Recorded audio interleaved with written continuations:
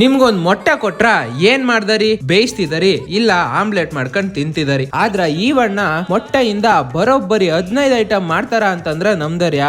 ಈ ವಿಡಿಯೋ ನೋಡ್ಮೇಲ ನಂಬ್ತಿದರಿ ಕಣ್ ನೋಡಿ. ಈ ಹೋಟ್ಲು ಹೆಸರು ಕುಟ್ಟಿ ರೆಸ್ಟ್ರೋ ಹಬ್ ಅಂತ. ಕೊಳ್ಳೇಗಾಲದಲ್ಲಿ ಕೃಷ್ಣ ಥಿಯೇಟರ್ ಪಕ್ಕದಲ್ಲೇ ಈ ಹೋಟ್ಲು ಇರೋದು. ಇಲ್ಲಿ ಸಿಗೋ ಐಟಮ್ಗಳು ಏನೇನಪ್ಪಾ ಅಂತ ಅಂದ್ರ bread omelette, egg french, egg Manchurian, ಜೋಳದ ಪಾಪ್ಕಾರ್ನ್ ಅಂತ ಏನೋ ಕೇಳಿರ್ತಿದರಿ.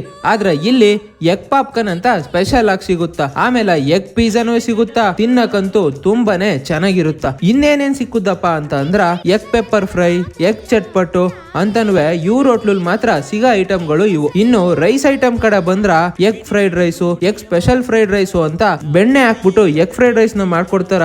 ತಿನ್ನಕಂತೂ ತುಂಬಾನೇ ರುಚಿಯಾಗಿರುತ್ತ.